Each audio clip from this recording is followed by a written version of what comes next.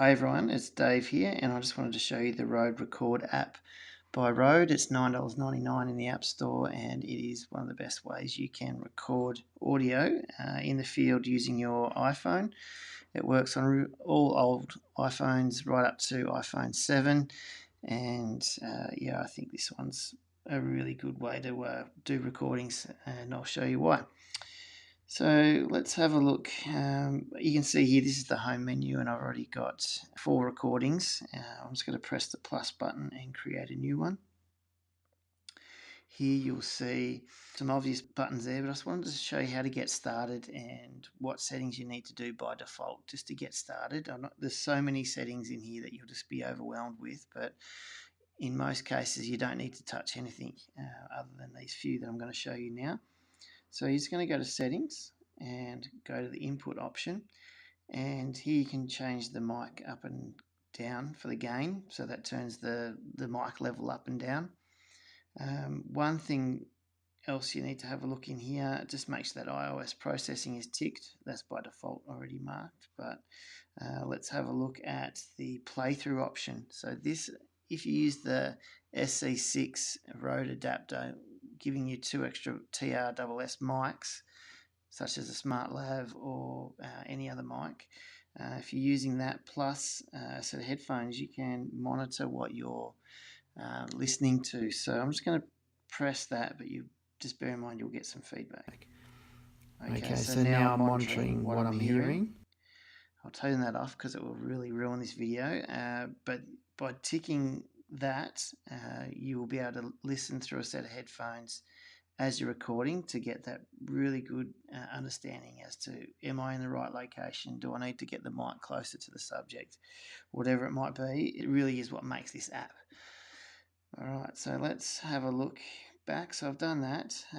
You can also save that now as a default setting. So once you've done that once, it's going to be set up for the remainder of your recording. So do this first, and then you never have to worry about it again. So do this before you give it to the kids. Is a good tip.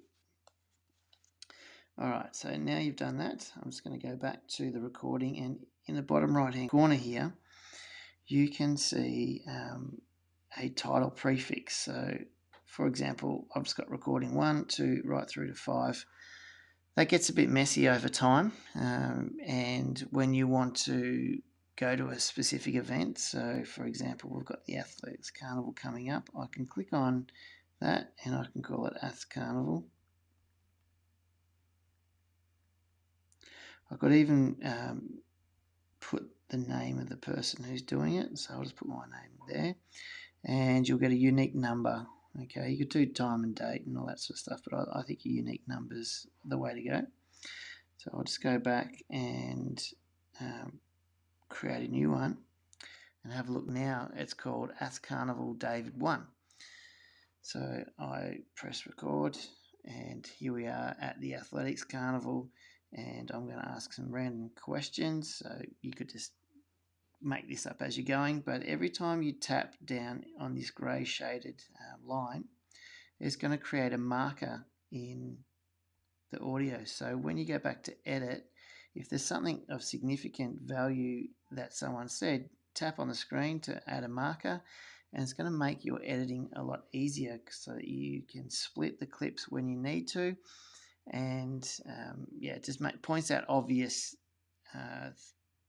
parts within the audio. So I would use that just as an extra. Don't start doing that until you feel more comfortable. That's just an added extra.